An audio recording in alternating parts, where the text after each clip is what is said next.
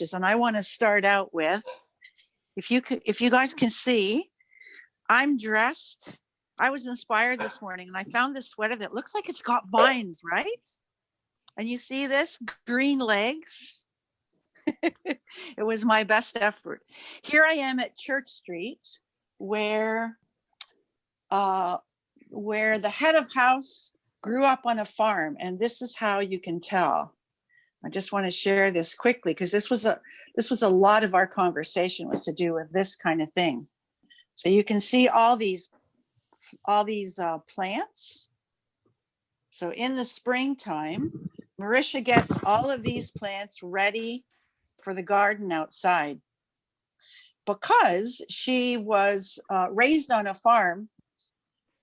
And so the images in this story, Jesus always taught with, we've come across that, right, Chris, as we've been studying, we talk a lot about the way Jesus taught through story, remember, like parables. Yeah. And is that our Bible that you studied together right there? Chris and I have been reading the Bible together for, I think it's coming close to a year. It's a superheroes Bible. Chris loves, he wanted to read the Bible front to back, every word of it, which is quite a big venture, but we've really had a good time with it. And so I have the same Bible at my house that he has at his house, and he calls me faithfully every week. We've changed the time a little bit. We were beginning on Monday nights, and now we've settled on Thursday mornings, but I can just about set my clock to Chris's calls. And Chris, when we were first looking at, so we were actually looking at the whole story. So beginning with chapter 15, beginning with verse 1. Do you have it there, or I could read it, Chris? Do you want to read that first part? Just like the up to the part that you read just now. Do you want to read it, or do you want me to? Can you read it? I can. So I don't have the superhero Bible with me. I'm just going to read. I think this is NIV. I am the true vine, and my Father is the gardener. He cuts off every branch in me that bears no fruit, while every branch that does bear fruit, he prunes so that it will be even more fruitful. You are already clean because of the word I have spoken to you. Remain in me as I also remain in you. No branch can bear fruit by itself. It must remain in the vine. Neither can you bear fruit unless you remain in me. And then verse 5 on, you read. The Bible that we've been reading, though, Chris, doesn't use the word remain. Remember what it says in, can you find the place? In the beginning of verse 4. Can you see what it says instead of remain in me? What does it say? There's a different word it uses.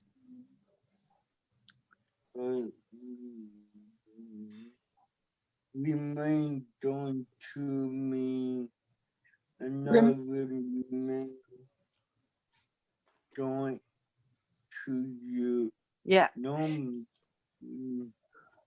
That's good. So instead of saying remained, or in some translations it talks about abide, it says join to. I really like that language of join to, particularly as we are all living through the pandemic, an experience that we could have never predicted and couldn't imagine. We are all, just like the Walk with Hope says, we are together in spirit. And Chris, we are together in spirit, but also in truth every week, right? We get together and we read the Bible together. Yeah. You always have questions. You always have like really interesting observations to make that frankly stump me and send me back to my own notes. Because as Elizabeth Ritter would say, you're a smart head, Chris. So we've been reading, and when we read through this about the vine and the branches, and so this story using the idea of gardening as a way to give us a picture of our relationship with each other and our relationship with Jesus and with God, right? What was the thing you said that stood out to you? Do you remember what you told me? The The fruit. The fruit. So you talked about the fruit, and actually we were focusing on the first part of the story. We didn't get much further than that. The fruit is what you talked about, and I talked about the branches.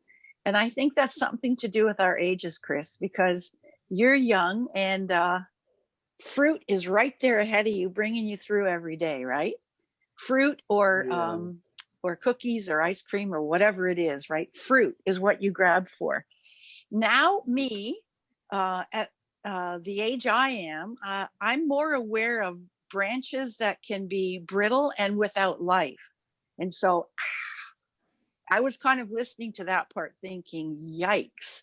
But the beautiful thing in the story, and actually toward the end, where the part that you read today shows that Jesus is the vine and we are the branches.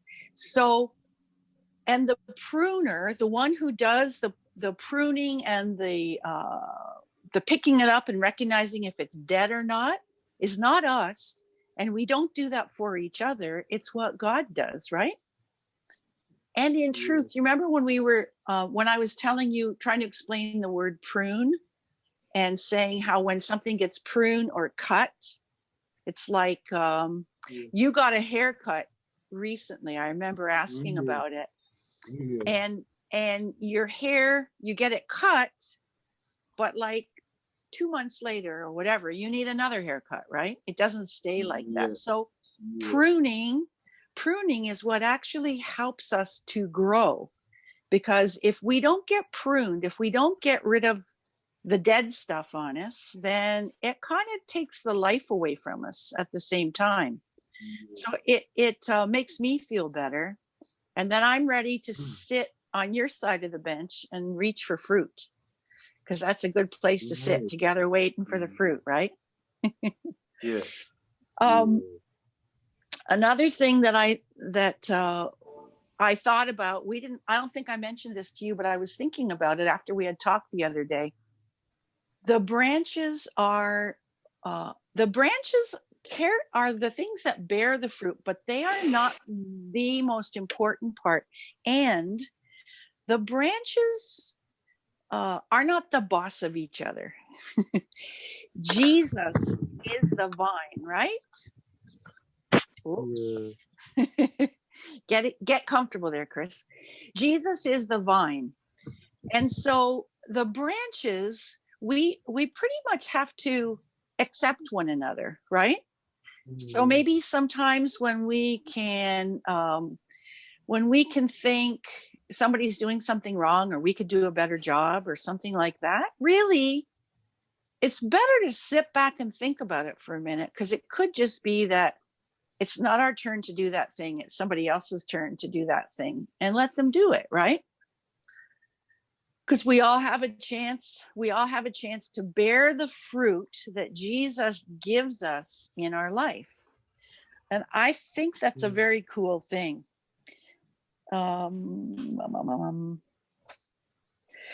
Community. So relationship and community. Chris, when we first started this, you and I first started reading the Bible together, I remember I was excited. I mean, I was like happy to read the Bible with you, but I had no idea how serious you were about it. And as we got like into it, and when I saw that you didn't actually want to just like bop around and read kind of the Easter and the Christmas stories like lots of people do, that you actually wanted to know like every step of the way, that gave me a new kind of a challenge. And it actually turned what I would have called before your Bible study into our Bible study, because I'm always learning things when we get together and you ask questions. You said something. So one thing is, when we were talking about this, your questions to me are always pointed and catch me off guard. Like, you ask me direct questions.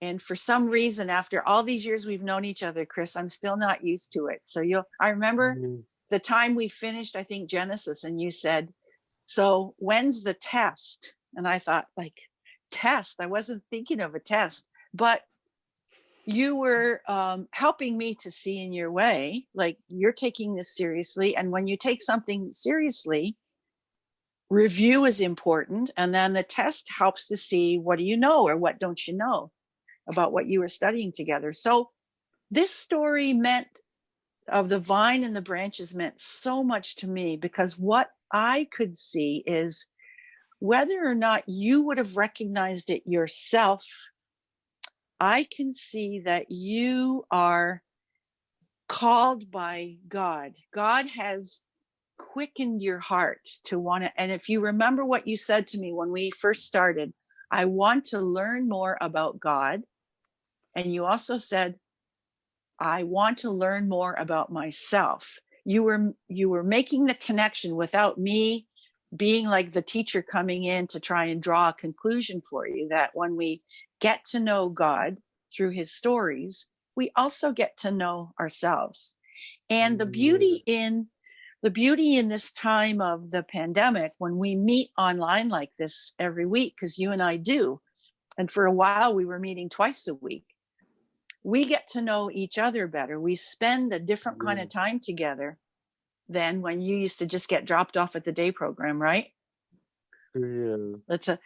And one thing you said to me when we were kind of wrapping things up and saying, like, what would we have to share with people for this morning? You asked about Debbie Do and the grab bag. You said that you hope that when the programs start again and we're all back together, you hope there's still a grab bag on Fridays. And you also said to me, you hope that when we can meet again in a program, you hope that we can still meet on Messenger like we do once a week to read the Bible together. Yeah.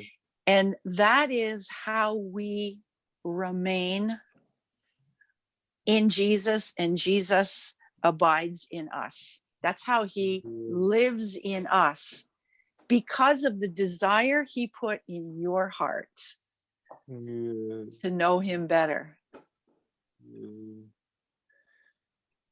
These times that we have to read the Bible together, Chris, mean a lot to you, and they mean a lot to me too. Yeah.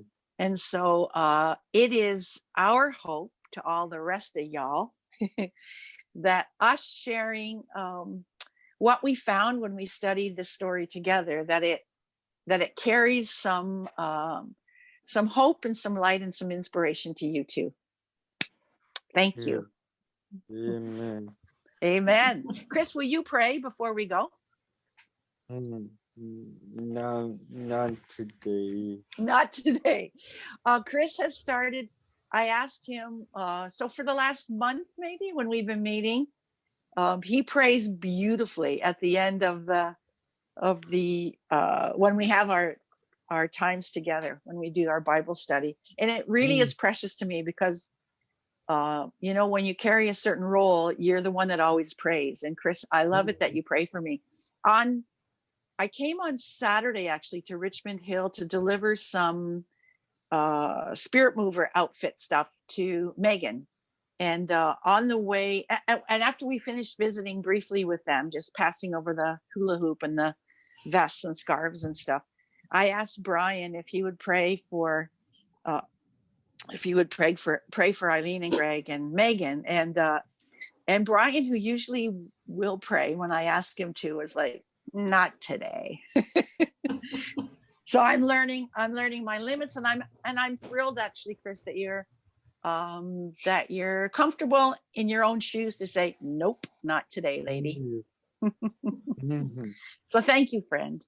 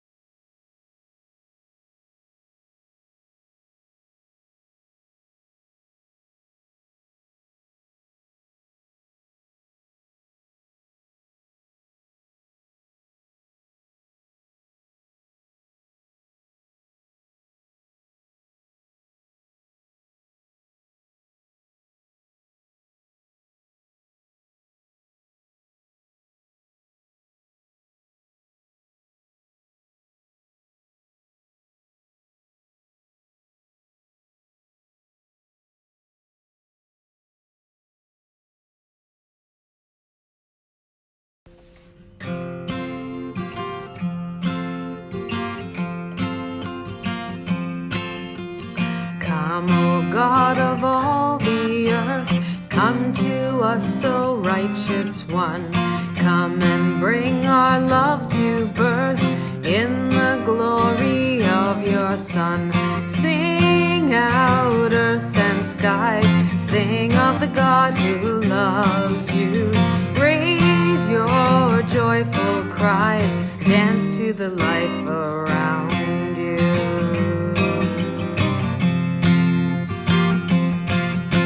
Well, come, O God of wind and flame, fill the earth with righteousness.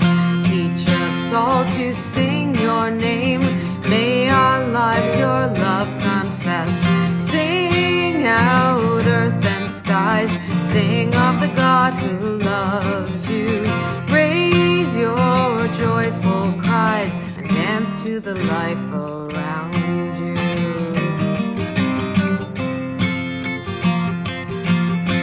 Well, come, O God of flashing light, twinkling star and burning sun. Come, O God of day and night, in your light we all are one. Sing out, earth and skies, sing of the God who loves you.